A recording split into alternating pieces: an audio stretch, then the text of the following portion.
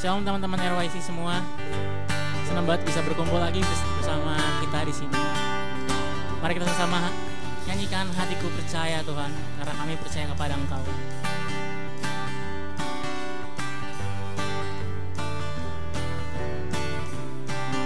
Yuk sama-sama.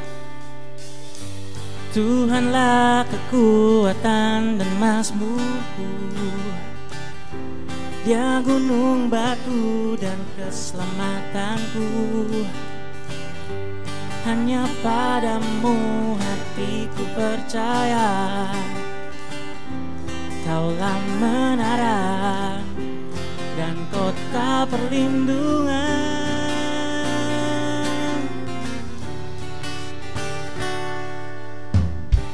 Ku mau selalu bersyukur, sebab cintamu padaku takkan pernah berubah.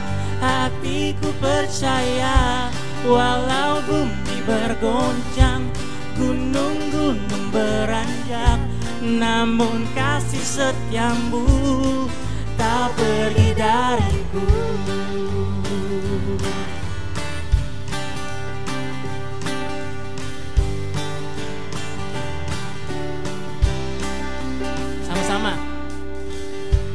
Tuhanlah kekuatan dan mazmurku, Dia gunung batu dan keselamatanku.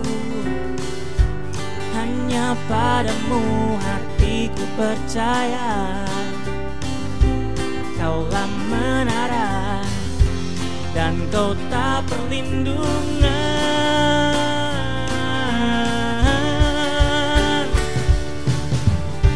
Ku mau selalu bersyukur, sebab cintamu padaku takkan pernah berubah. Hatiku percaya, walau bumi bergoncang, gunung-gunung beranjak, namun kasih setiamu. Ku mau selalu bersyukur, sebab cintamu padaku takkan pernah berubah. Hatiku percaya, walau bumi bergoncang, gunung-gunung beranjak, namun kasih setiamu tak pergi dariku.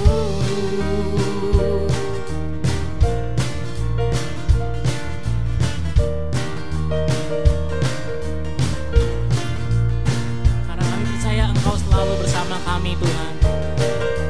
Oleh karena itu kami bersyukur atas kasih setiamu.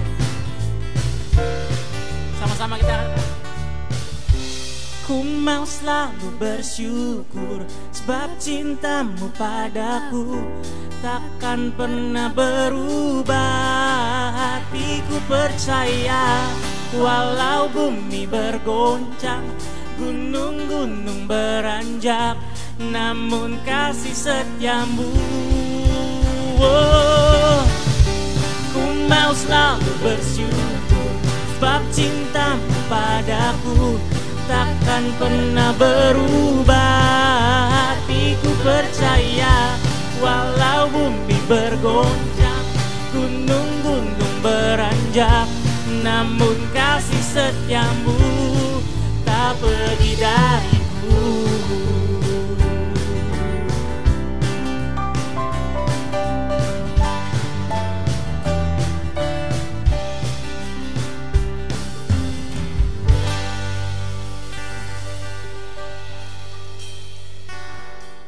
Selamat datang kembali teman-teman RYC On Air, selamat datang.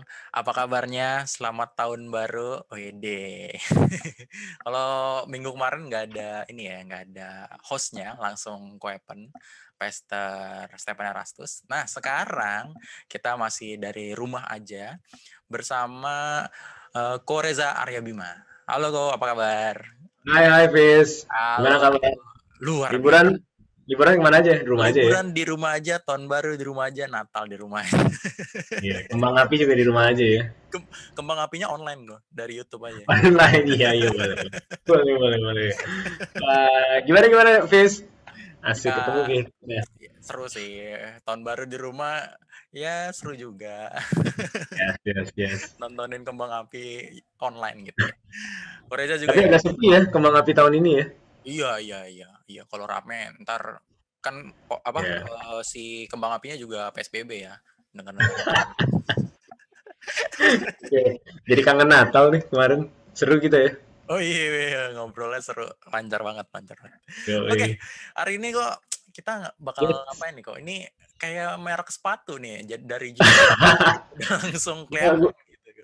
Gue udah duga sih bakal nebak begitu sih. Gue berusaha cari fontnya agak mirip-mirip tapi takut menyalahi Oke. copyright kan. Oh iya betul. Tapi supaya tidak disalahartikan makanya gue tambahin Live Kompas. Kompas Asik. kehidupan. Asik. Gitu. Ini topik yang menurut gue akan pas banget buat kita yang ngejalanin tahun baru, ya kan 2020 kan tahun yang uncertain, pokoknya banyak ketidakjelasan. Betul. Dan harusnya 2021 nggak terlalu banyak perubahan, makanya better kita prepare for the worst, istilahnya gitu. Wah, seru banget. Jadi kayak semacam tips panduan menghadapi 2021 ya. Yes. Oke. Sebelum kita masuk, kita lebih baik doa dulu kali ya. Yuk, oke. Tuhan, kita satu dalam doa. Bapak, kami mengucap syukur atas berkat-Mu. Sebentar kami akan mendengarkan firman dari Koreza. Kiranya apa yang kami dengarkan bisa kami terapkan dalam kehidupan kami. Terima kasih Tuhan. Haleluya. Amin. Oke, silakan Koreza.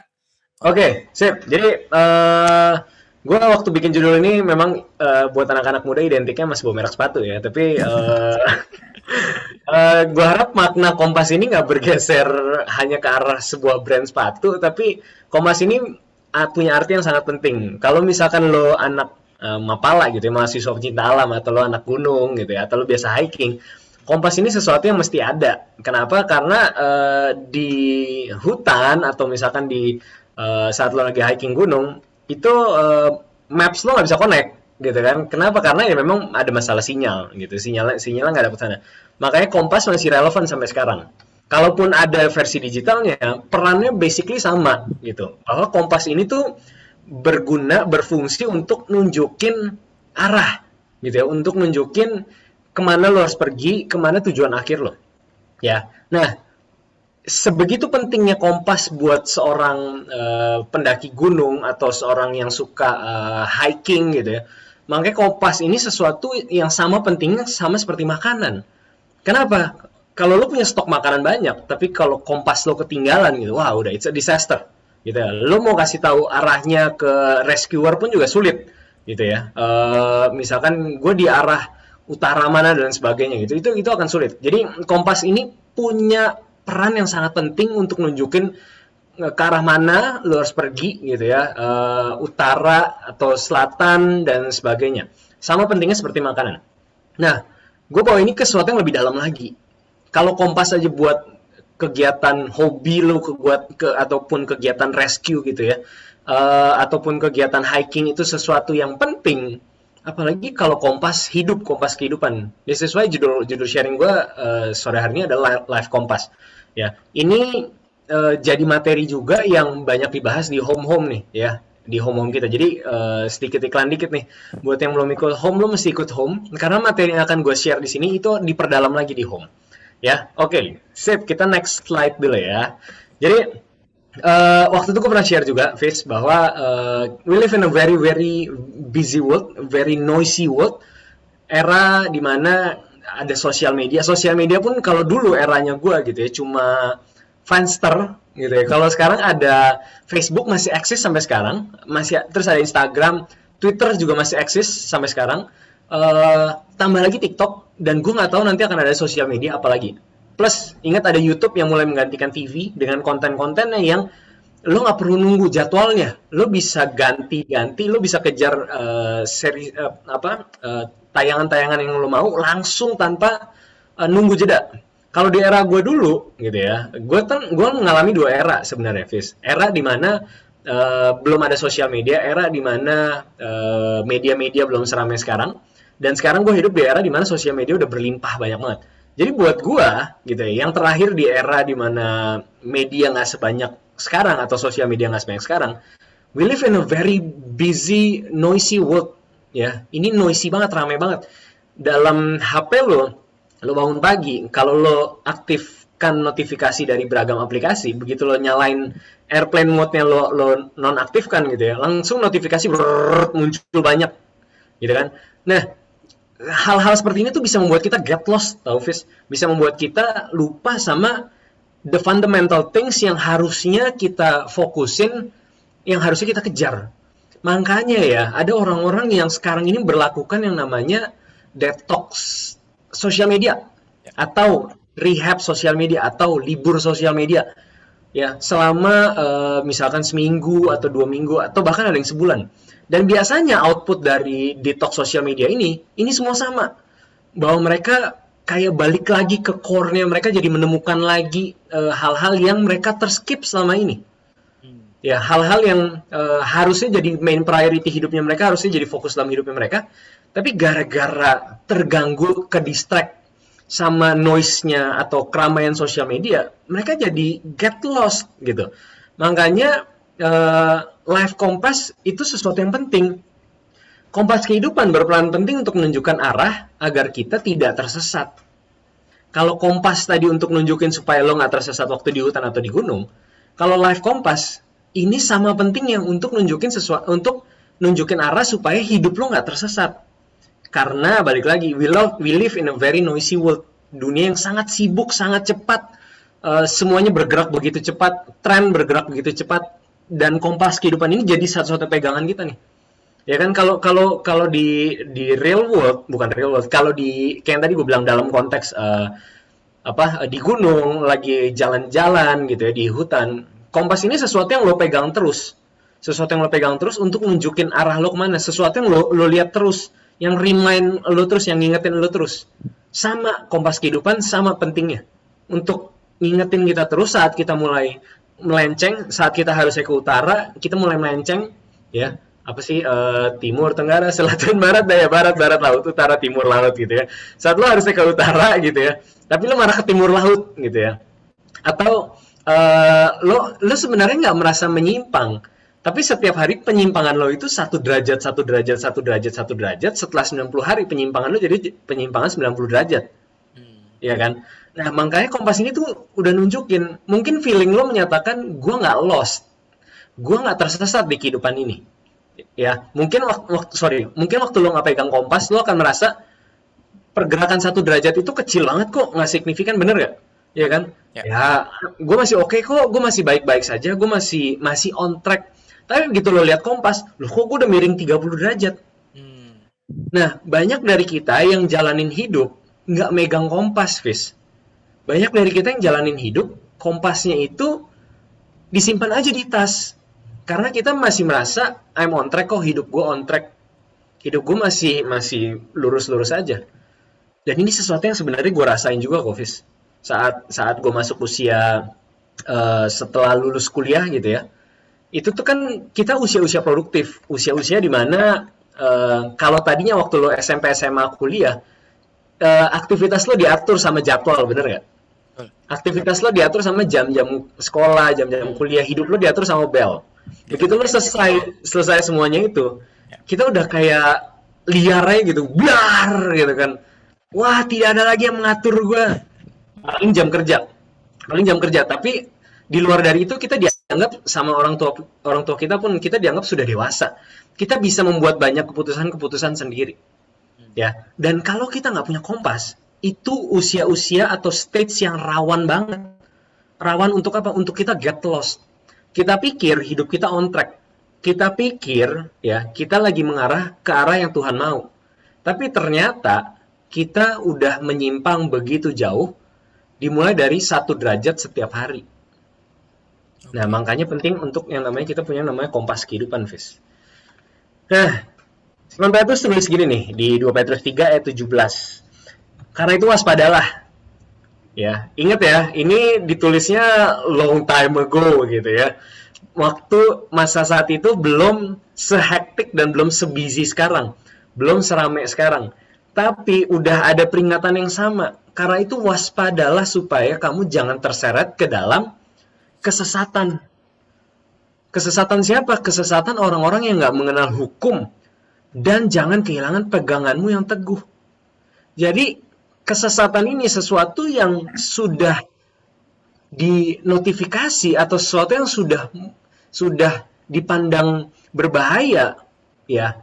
Bahkan sejak dahulu kala gitu loh. Sejak dulu-dulu banget, waktu belum ada era sosial media, kita belum hidup di dunia yang sebisi serame ini.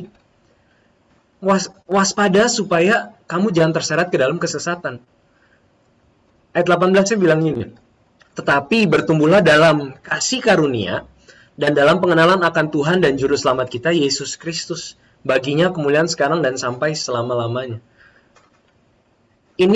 Kalimat ini kan bilang gini, jangan sampai kesesat. Tapi gitu ya, lo harus bertumbuh dalam pengenalan akan Tuhan dan Juru Selamat kita, Yesus Kristus. Jadi ini kan bilang, kalau lo nggak mau tersesat, ya, yang lo harus lakukan adalah bertumbuh dalam pengenalan akan Tuhan dan Juru Selamat kita. Supaya apa? Supaya lo nggak tersesat.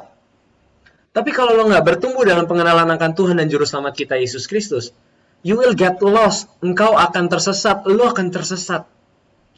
Ya. Jadi hari ini yang gue maksud kompas kehidupan adalah pengenalan kita akan Tuhan Yesus. Pengenalan kita akan Allah. Pengenalan kita akan Bapa. Pengenalan tentang apa? Pengenalan tentang pribadinya Allah. Pengenalan tentang apa? Pikiran dan perasaannya Allah. Pengenalan tentang apa? Pengenalan tentang karya-karyanya dia yang udah ditulis di Alkitab. Yang udah tertulis dalam beragam kitab, tapi jejak-jejaknya Allah, karya-karyanya Allah, itu lo bisa lihat betul-betul dalam kehidupan para tokoh-tokoh iman. Gitu. Bagaimana Allah bekerja dalam kehidupannya Abraham, sudah jelas. Gitu ya. Lengkap banget. Bagaimana Allah bekerja dalam kehidupan Yusuf.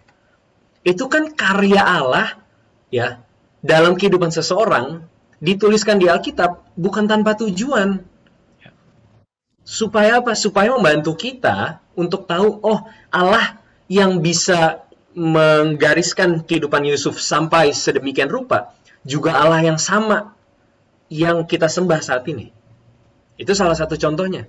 Tapi balik lagi, dengan kita membangun, dalam kita bertumbuh dalam pengenalan akan Tuhan, we will not get lost. Kita nggak akan tersesat.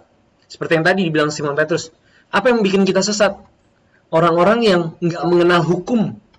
Orang-orang yang nggak mengenal hukum Taurat. Orang-orang yang nggak mengenal hukum-hukum yang sudah diturunkan dari Musa. Gitu.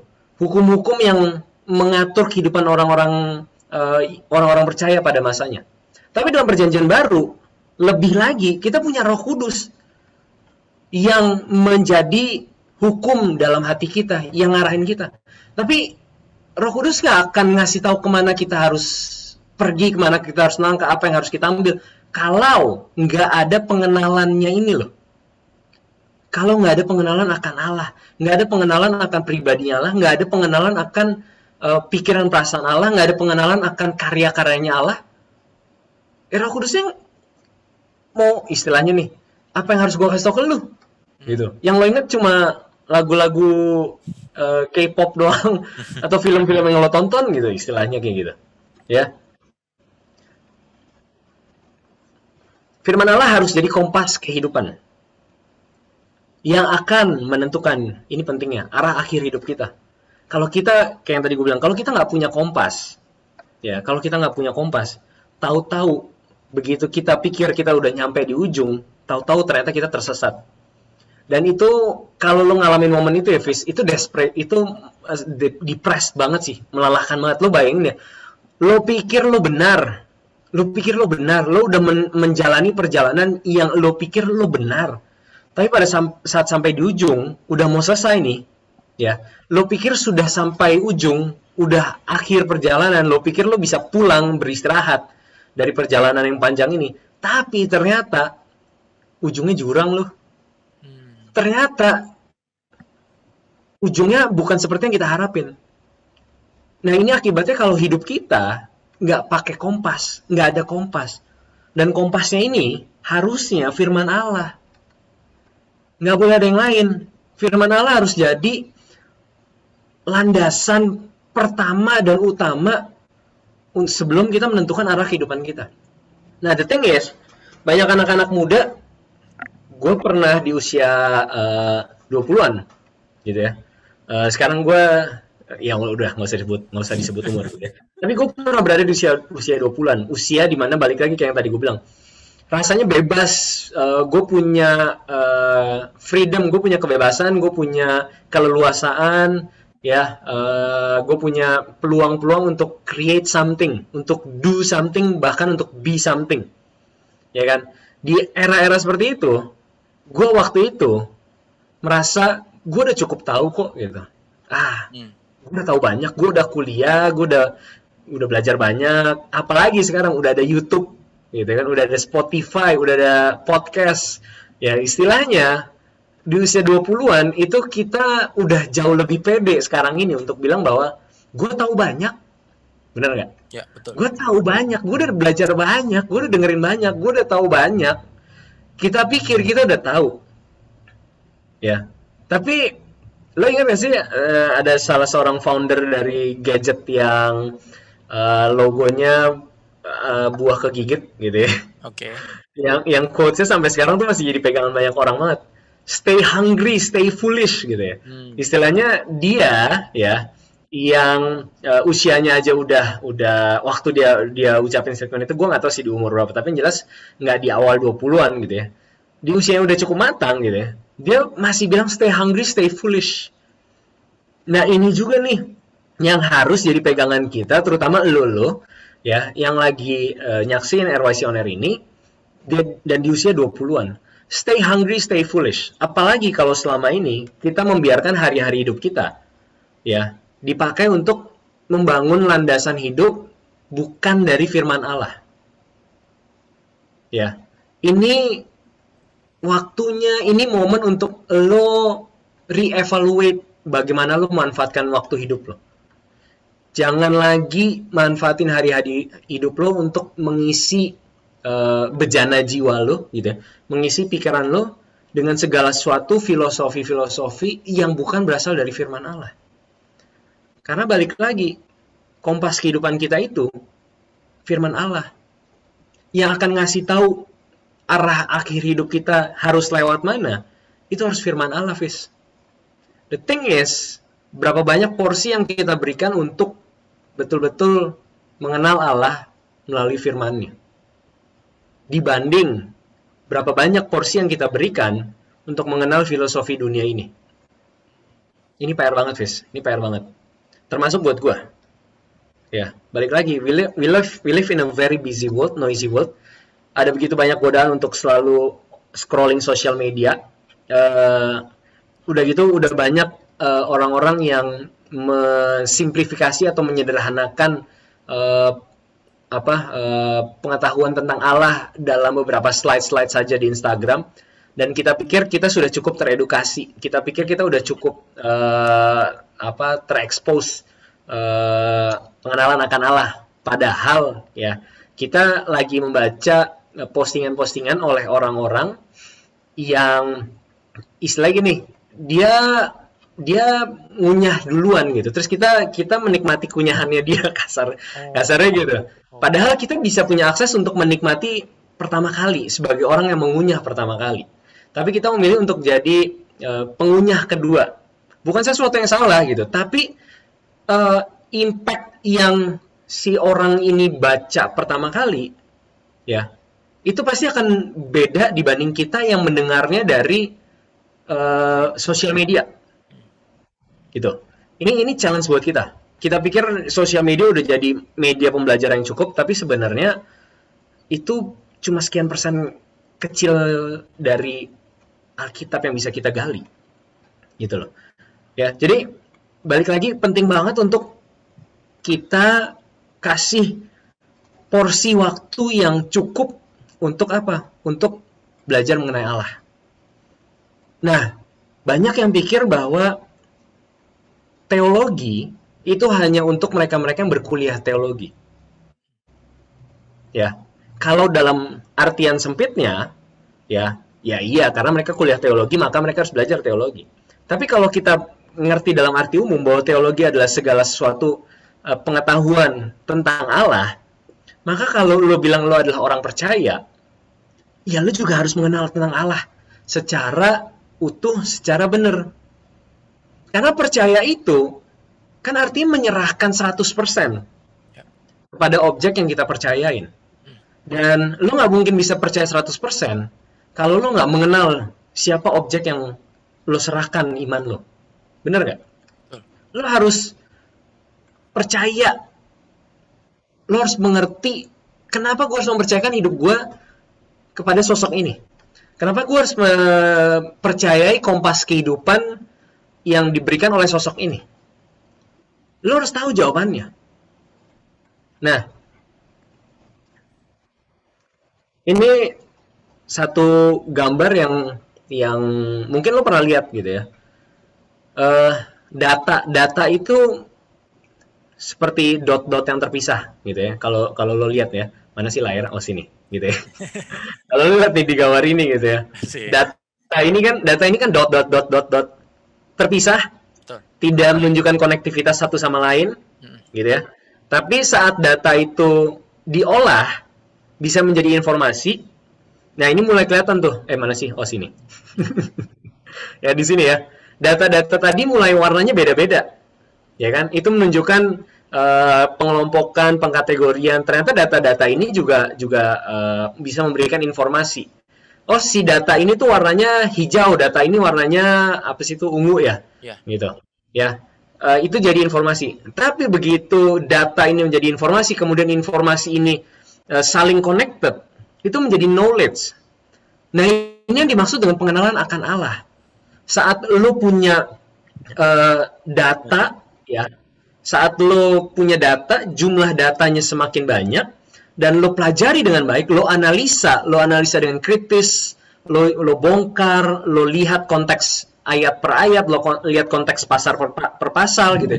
Lo pahami betul-betul tentang sebuah cerita di Alkitab, kisah di Alkitab misalkan gitu ya, atau surat di Alkitab.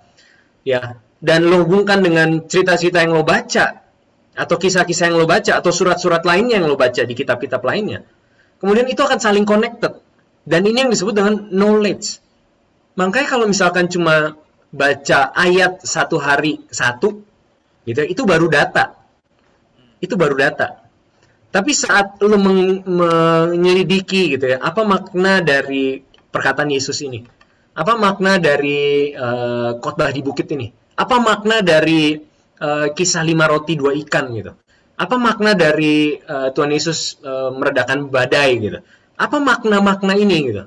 Dan saat lo menggali, lo mulai menyadari bahwa wah, ini berbentuk informasi. Dan saat semakin banyak informasi yang kita pelajari gitu ya, itu mulai joining, itu mulai connecting between dots menjadi yang namanya knowledge. Nah, ini yang menarik. Ya, Rasul Paulus bilang ke jemaat di Efesus gitu ya.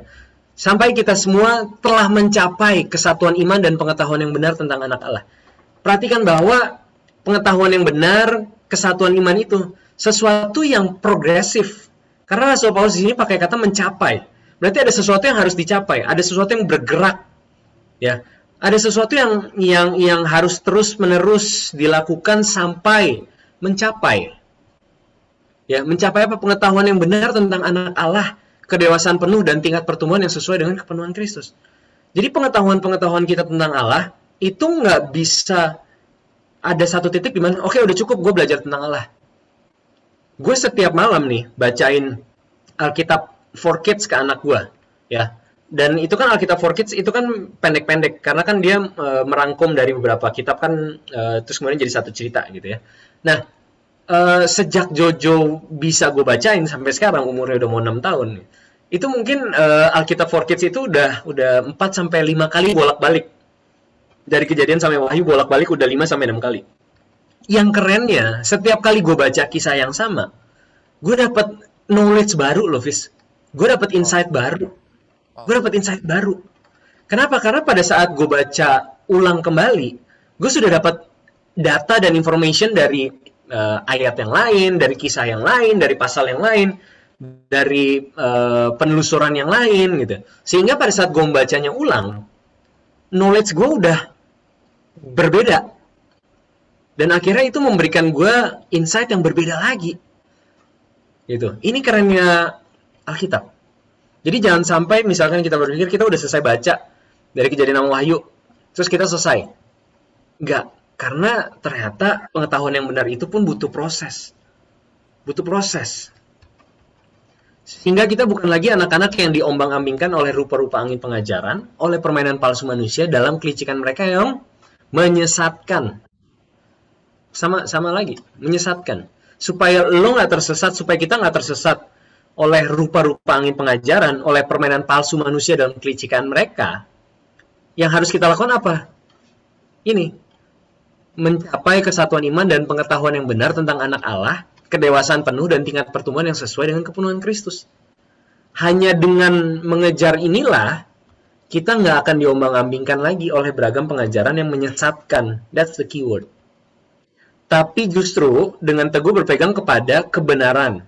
Nah, the result-nya, ya, kita bukan cuma jadi tahu nih, bukan cuma knowledge ini membuat lo lebih pinter, membuat lo kemudian Elvis jadi khotbah sana sini, membuat lo bisa nulis buku banyak, membuat lo bisa bikin seminar-seminar gitu ya. It's more than that. Tapi pengetahuan yang progresif tentang Allah, pengetahuan yang terus-menerus kita tambahkan tentang Allah, akan membuat kita selain tadi nggak gampang tergoncangkan oleh beragam rupa-rupa pengajaran, tapi membuat kita, perhatikan, bertumbuh di dalam segala hal. Bertumbuh dalam segala hal, Fis. Dalam segala hal artinya bukan cuma pengetahuan kita tentang Allah aja yang bertumbuh, tapi peran kita sebagai seorang anak misalkan, kita bertumbuh menjadi anak yang lebih baik, anak yang menghormati orang tua, anak yang mengasihi orang tua. Kita jadi mahasiswa misalkan, kita jadi mahasiswa yang nggak kerjanya titip absen, atau misalkan pada saat kuliah online matiin kamera, matiin mic gitu ya. Tapi kita jadi mahasiswa yang lebih menghormati dosen, kita mahasiswa yang spend waktu kita beneran untuk belajar, untuk dapetin nilai yang murni hasil perjuangan kita. Bahkan sampai ke titik apa? Ke level parenting, pernikahan, itu juga membuat kita bertumbuh. Gitu. Jadi menurut gue ya, adalah salah kalau misalkan kita berusaha untuk menjadi suami atau istri yang baik, atau pacar yang baik, atau anak yang baik, hanya dengan mendengarkan pengajaran-pengajaran dunia, filosofi-filosofi dunia, tanpa kita membangun landasan berpikir kita dari firman Allah. Ini loh yang penting. Ini loh yang penting. Banyak dari kita berusaha berjuang, gimana ya supaya gue jadi pasangan hidup yang lebih baik, gimana cara gue bisa jadi anak yang lebih baik, gimana cara gue bisa jadi misalkan lo udah nikah, suami atau istri yang lebih baik, kemudian lo mencari seminar-seminar tentang pernikahan dan sebagainya. Bukan gue bilang itu salah, tapi kalau misalkan itu kemudian jadi landasan tanpa ada firman Allah yang membangun terlebih dahulu, it's very very dangerous. Itu sangat-sangat berbahaya. Karena lo bisa saja jadi suami yang lebih baik, ya. Tapi pertumbuhan lo bukan pertumbuhan serupa seperti Kristus. Perhatikan di sini kata-katanya ya, di mana layarnya? Sini. Salah. Ya di sini ya. Okay. Pertumbuhannya ke arah mana? Ke arah Kristus yang adalah kepala. Jadi kalau kita bertumbuh, harusnya bertumbuhnya adalah semakin serupa seperti Kristus, karena dia harusnya adalah kepala. Bukan bertumbuh jadi suami yang lebih baik, orang tua yang lebih baik menurut filosofi dunia. Tapi justru ya mengikuti teladan Yesus. Nah, ini yang jadi PR buat kita. Pengenalan yang benar akan menentukan kualitas hidup kita sebagai orang percaya. Lo orang percaya kan, Fis? Ya. Gue orang percaya. Ini semua yang nonton orang-orang yang minimal mengaku percaya, gitu ya. Tapi pertanyaannya, kualitas hidup kita sebagai orang percaya, kualitas hidup gue sebagai orang percaya, kualitas hidup lo sebagai orang percaya, kualitas hidup yang lain yang nonton sebagai orang percaya, itu seberapa berkualitas kita? Lo tau kan kalau lo suka, gue main bola gitu, gue main bola, jadi gue suka beli jersey, tapi waktu dulu kan gue nggak sanggup beli jersey yang original. Sampai sekarang pun kalaupun gue sanggup, kayaknya gue tidak mau beli jersey original. Mohon maaf sih agak pelit gitu ya. Tapi dulu itu kita sampai sekarang pun masih ada, setahu gue. Ada pilihannya. Ya, ada kualitas, ada yang ori, bahkan ori itu nggak perlu dibilang kualitas ori. Ya. Ya, pokoknya ori gitu ya. Tapi ada kualitas ori. Ya. Apa itu kualitas ori? Itu kualitas yang 99% mendekati ori. Tapi apakah itu ori, Fis? Enggak. Ya. Itu replikanya, tapi dengan kualitasnya 99%. Ada lagi yang KW super gitu ya. Betul. Ini mungkin tidak kualitas ori, tapi 90% mendekati yang ori. Ada lagi yang KW grade apalah ya, pokoknya pedagang-pedagang jersey itu punya banyak banget istilahnya. Ya. Tapi jersey aja ragam kualitasnya itu berbeda-beda. Ya kan? Ditentukan dari apa? Kualitas bahan. Jadi pas lo pegang tuh kerasa bedanya. Pas lo berinteraksi, pas lo menyentuh si produk itu, baru ketahuan, oh ini yang ori.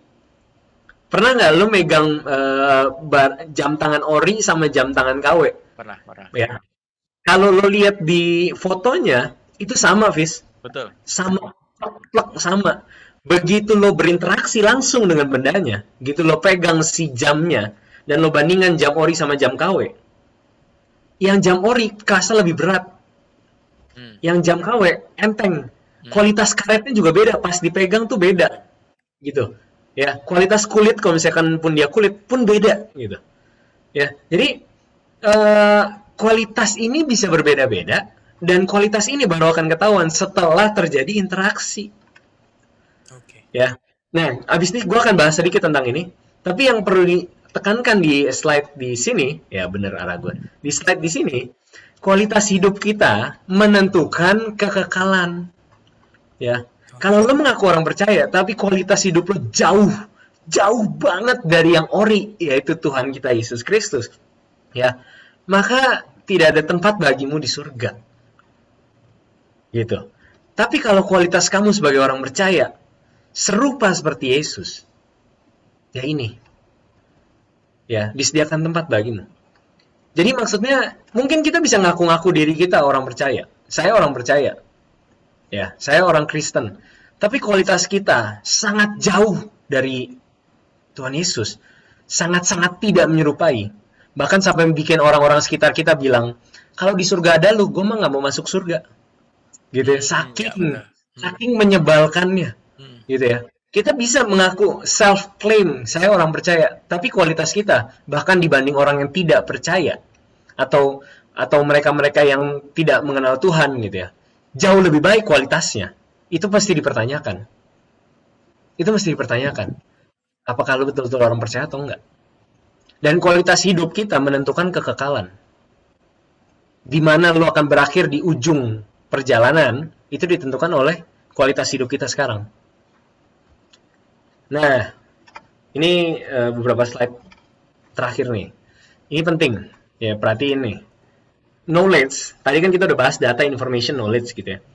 Knowledge, ya kebenaran dari pengenalan akan Allah yang benar, ya akan membangun mindset kita, cara kita berpikir.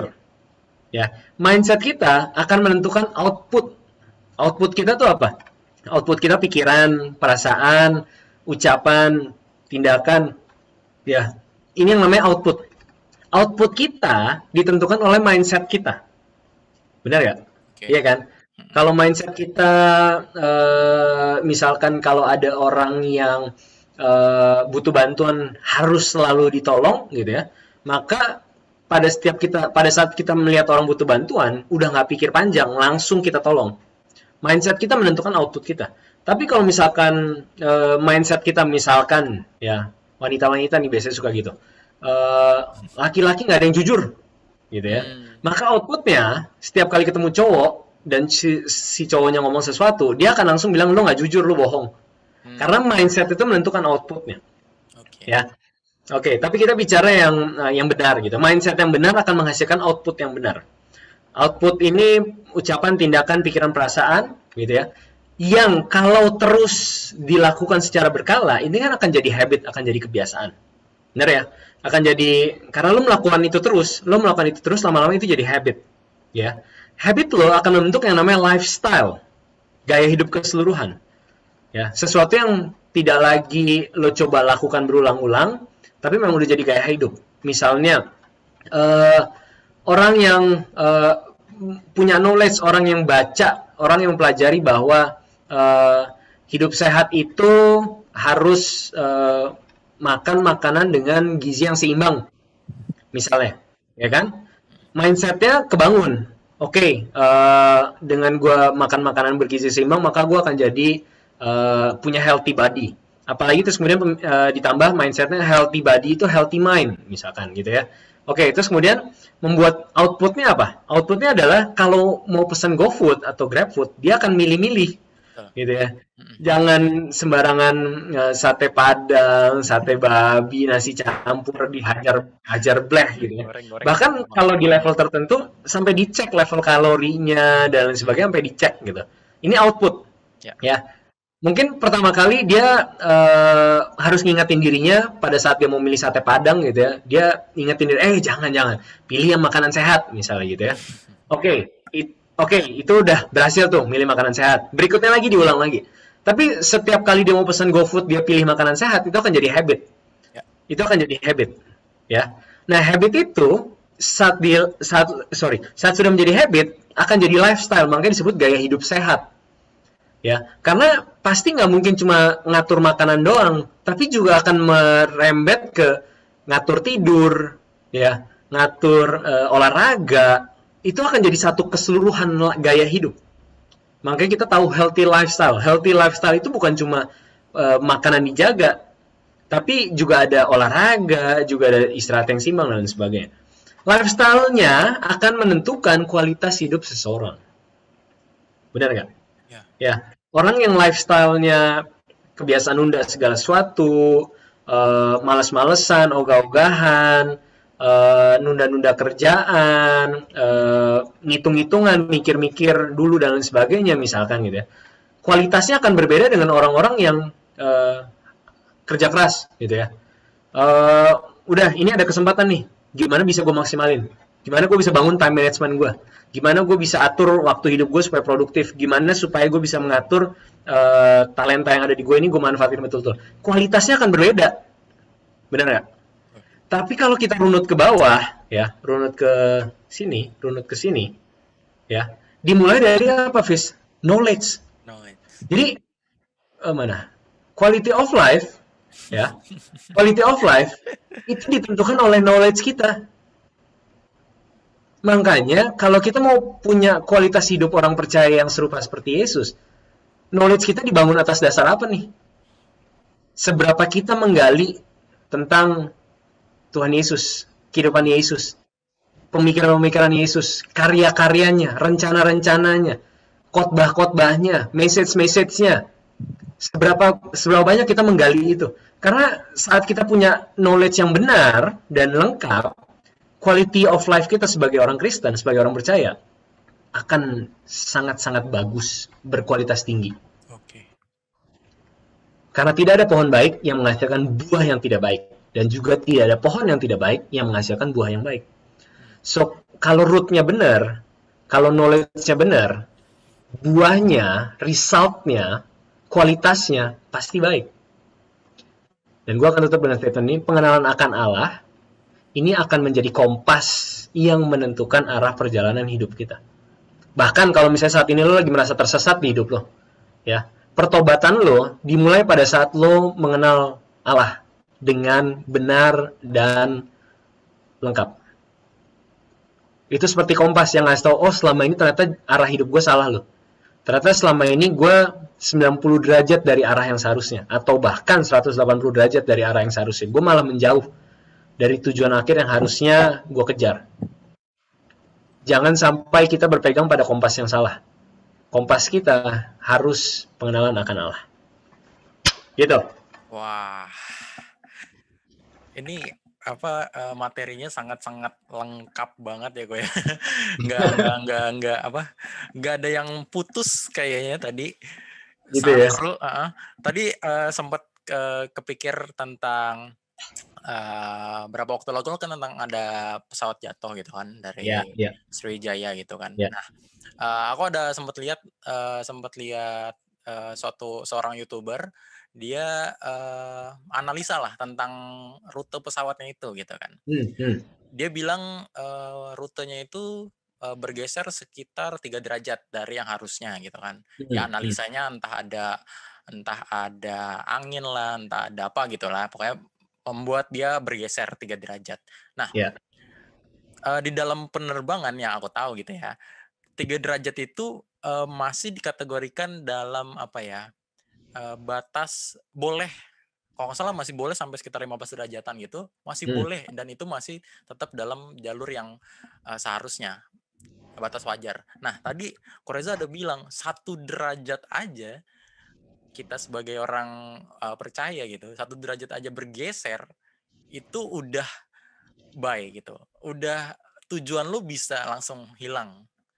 Tujuan lu bisa langsung, dan itu langsung, wah gila, kayak oh iya ya, ternyata 1 derajat bergeser aja tuh berpengaruh banyak gitu. Iya. Gitu. Jadi kayak tadi kayak misalnya ada online, gak usah online sekolah deh, home online gitu ya. Hadir, datang, tapi matiin kamera. Ya nih sering banget tuh gitu. Jadi yang jadi pembicara juga cukup stres loh. Iya. Kalau gue sih lebih ini, kalau lebih ke lebih menghargai sih, kayak sebisa mungkin kalau emang bisa untuk nyalain kamera, nyalain gitu. Iya benar. Hal-hal itu yang kalau kita matiin itu bisa jadi kita 1 derajat udah melenceng ya sih. Iya. Dan kadang-kadang kita punya banyak alasan yang membenarkan tindakan kita. Betul. Nah, makanya nih jangan buka Alkitab, jangan baca Alkitab, jangan belajar Alkitab untuk membenarkan kehidupan kita. Tapi mindsetnya ya pada saat kita mau gali Alkitab, pada saat kita mau kenal Allah, itu dengan posisi saya mau mencari kebenaran. I want to find the truth. I want to know the truth. Itu. Makanya harus dalam posisi bukan untuk mencari membenarkan bahwa hidup gue sudah oke, tapi justru Alkitab firman Tuhan itu dipakai untuk mengkoreksi diri kita gitu, untuk ngasih tahu bahwa ternyata lo pikir lo nggak meleset, tapi sebenarnya lo 1 derajat lo meleset setiap hari. 1 derajat meleset setiap hari kan artinya eksponensial gitu loh, penambahan terus gitu loh. Jadi ya ini juga mengkoreksi gue juga gitu. Kadang-kadang gue buka Alkitab dengan sudut pandang gue udah tahu gitu. Tapi saat gue memposisikan bahwa I want to know the truth, gue mau tahu kebenarannya gitu ya. Gue menguji segala hal yang gue tahu gitu. Gue menguji sampai akhirnya dapat revelation baru, dapat hal baru, dapat insight baru yang akhirnya jadi knowledge yang semakin utuh gitu loh. Nah, gimana kalau kan tadi kalau Reza sempat gue udah tahu nih mah, kayak ini mah Matius 1 ayat 1 mah gue udah tahu gitu kan, perkataan Tuhan di bukit mah gue udah ngerti gitu kan. Nah, gimana caranya kita udah tahu nih, tapi kita masih mau ngelihat firman itu, masih mau ngulik itu, terus masih mau tadi kalau Reza bilang gali, evaluasi ya, analisa. Menganalisa lagi gitu. Itu gimana kok? Ya. Kayak triggernya tuh gimana sih caranya gitu?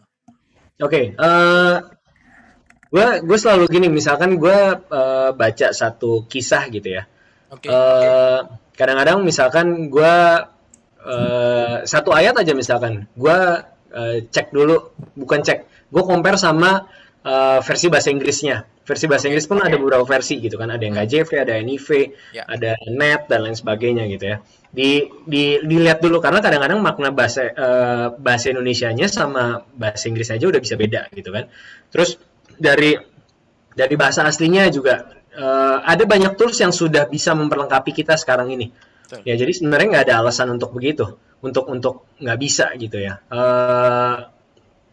Sebenarnya fasilitas udah banyak banget ya. Terus bersyukurlah bahwa di Rehoboth ini kita punya banyak pengajar-pengajar ya yang terus menerus menggali gue betul-betul tahu mereka orang-orang yang nggak stay hungry, stay foolish gitu ya. Dan kita bisa belajar dari mereka. Nah, salah satu minggu depan nih ada Grant ya yang akan share juga. Ya, kita punya banyak fasilitas-fasilitas, kita punya banyak pengajar, kita ada buku, kita ada banyak materi yang bisa memperlengkapi kita, yang bisa memfasilitasi pertanyaan-pertanyaan kita. Tapi balik lagi dimulai dengan posisi awalnya adalah gue mau menganalisa, gue mau cari lebih dalam, gue mau gali lebih lanjut gitu.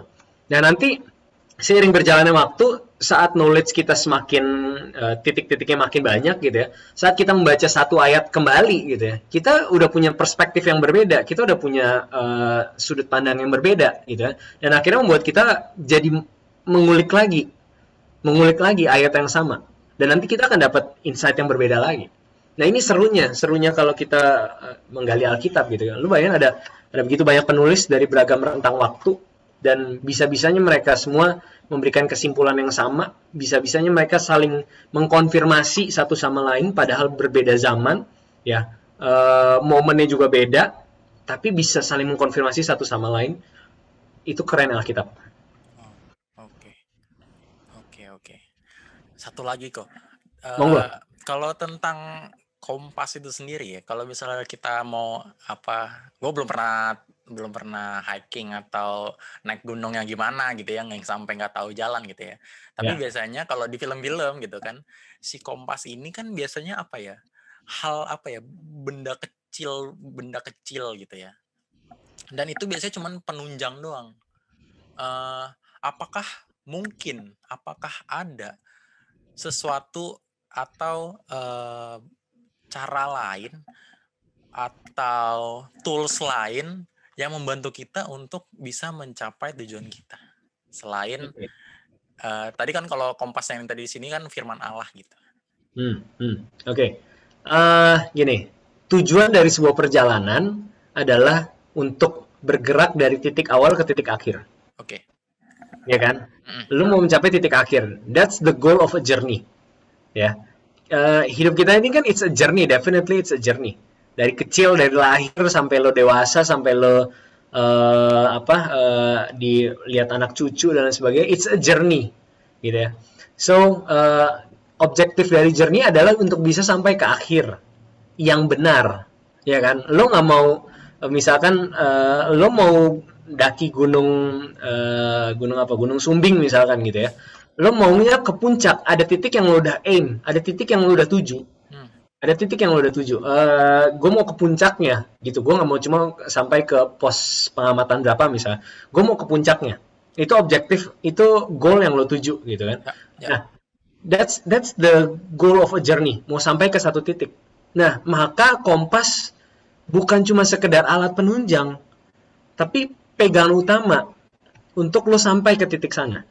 Nah, bedanya kalau di gunung ada orang-orang yang udah bolak-balik. Oke. Jadi udah ada jalur yang kebentuk, udah ada guide-nya, ya, udah ada guide-nya. Jadi kalau misalnya lo orang baru pun lo masih bisa tahu asal lo ngikutin guide-nya. Betul. Ya kan? Tapi gini, yang menariknya adalah kalau kita aplikasikan ke dalam kehidupan kita, nggak ada journey hidup orang-orang yang sama persis plek-plek. Nah. Ya. Bahkan jalur hidupnya, gue waktu itu pernah nonton tentang 3 anak kembar di US gitu ya, yang sempat terpisah, tapi terus kemudian mereka hidup bersama lagi gitu, kumpul setelah akhirnya mereka tahu mereka kembar 3, mereka kumpul. Tapi dari 3 itu, yang satu memilih mengakhiri hidupnya dengan bunuh diri. Yang satu gue lupa jadi apa, yang satu jadi apa, tapi pokoknya 3 identical twins pun ya, yang lahir dari rahim yang sama, yang dibesarkan di rahim yang sama gitu. Mereka bisa punya journey yang berbeda-beda, end of journey-nya bisa beda-beda. Gitu. Makanya kita masing-masing ini sebenarnya have no idea ya arah perjalanan kita kemana. Makanya kita butuh kompas. Oke. Tapi good news-nya ada yang udah nyampe duluan. Oh. Makanya dia disebut sebagai pokok keselamatan. Makanya dia disebut sebagai kepala, karena dia udah nyampe duluan. Itu Tuhan kita Yesus Kristus. Dia udah nyampe duluan. Dia udah nyampe duluan, makanya dia harus jadi eh, kompasnya kita. Dia harus jadi panduan kita dalam jalanin hidup. Karena dia udah nyampe duluan, dia udah finish duluan, dia udah selesai duluan. Gitu. Jadi makanya tadi kan juga Simon Petrus juga bilang bertumbuh dalam kasih karunia. Setiap hari itu anugerah. Kalau lo mengerti, lo mendalami betul-betul makna anugerah, ya makna anugerah tuh dalam banget. Lebih dari sekedar misalkan lo selamat dari lo nggak kena tipu, atau misalkan lo nggak kena kejahatan gitu. It's more than that. Anugerah itu artinya lo masih diberikan kesempatan untuk memperbaiki hidup kita, ya. Artinya kita masih diberikan kesempatan untuk beroleh keselamatan. Dan disitulah mahalnya anugerah. Walaupun sebenarnya ya, hidup lo hitungannya udah busuk banget gitu.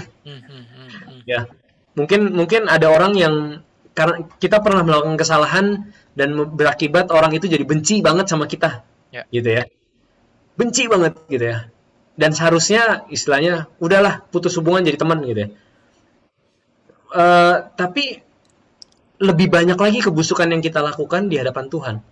Tapi kalau kita masih dikasih kesempatan besok pagi nih masih bisa bangun, itu anugerah.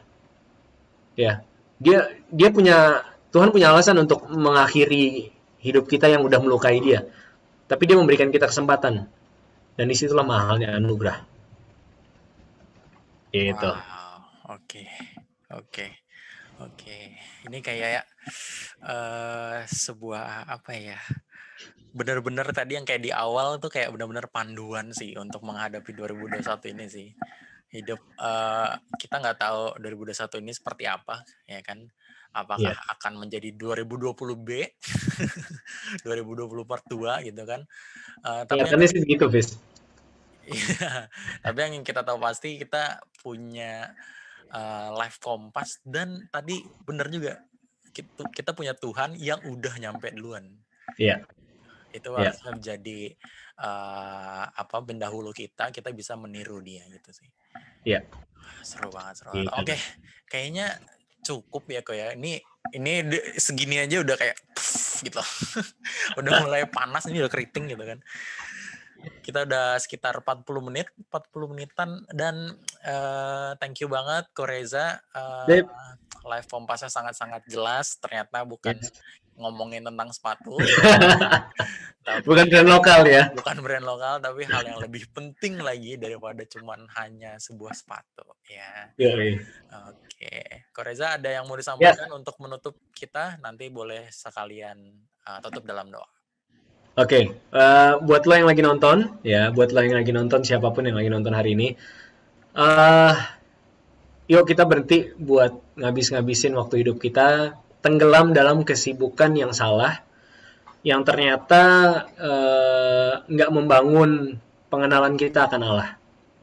Coba mumpung di awal tahun, waktunya untuk kita cek ulang bagaimana kita manfaatin waktu hari-hari hidup kita. Bagaimana kita menggunakan jam-jam hidup kita akhir-akhir ini ya,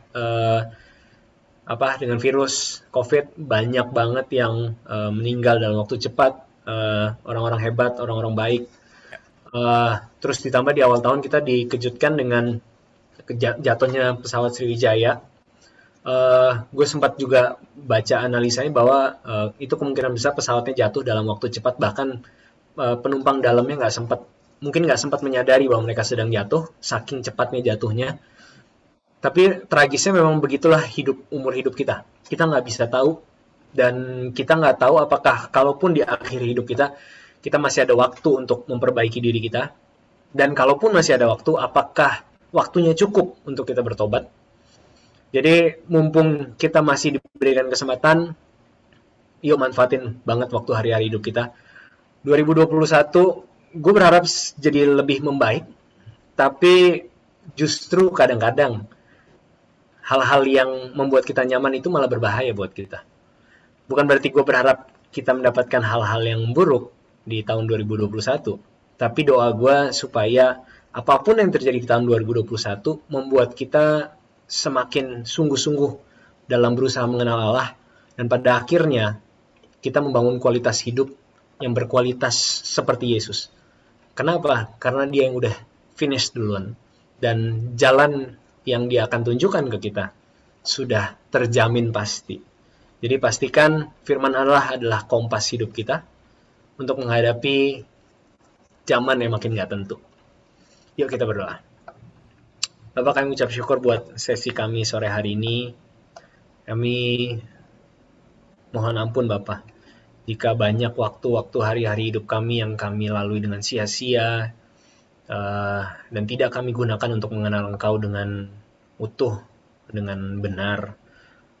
Bapak, dalam hari-hari ke depan hidup kami, bawa kami untuk masuk ke dalam perjalanan hidup, momen-momen hidup yang membuat kami semakin haus dan lapar untuk mengenal Engkau dengan benar, dengan lengkap, sehingga pada akhirnya kami bisa membangun kualitas hidup kekristenan kami yang berkualitas seperti putra-Mu, Yesus Kristus. Biar setiap harinya kami memulai hari-hari hidup kami dengan gairah untuk bisa serupa seperti Yesus.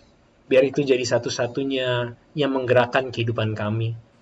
Hamba berdoa buat setiap jemaat-Mu, teman-teman RYC yang sedang menyaksikan dalam pergumulan mereka, dalam perjuangan mereka. 2020 sudah kami lalui, Bapak, dengan banyak banget hal-hal yang membuat kami tergoncang. Dan 2021 pun kami tahu kami akan berhadapan tetap dengan ketidakpastian. Tapi satu hal yang pasti kami punya kompas hidup yang akan mengarahkan kami kepada kekekalan. Biar Engkau jadi satu-satunya batu karang kami yang teguh, tempat kami berlari saat kami menghadapi masalah sepanjang tahun ini. Engkau memberkati mereka, Bapak, dalam pergumulan mereka, perjuangan mereka, agar mereka menemukan Engkau dan menemukan jejak-Mu dalam setiap hal yang mereka hadapi. Terima kasih, Bapak. Haleluya. Amin. Amin. Terakhir sebelum kita tutup, jangan lupa RYC On Air setiap hari Sabtu jam 4 sore di YouTube kita, truth.id, dan juga buat teman-teman yang belum join home, boleh banget nanti chat di Instagram kita @rehobotyouth. Oke, thank you banget Koreja, thank you so much. Thank you banget. Sampai ketemu di lain kesempatan teman-teman. See you and God bless. Dadah. Bye. Bye Koreja. Bye.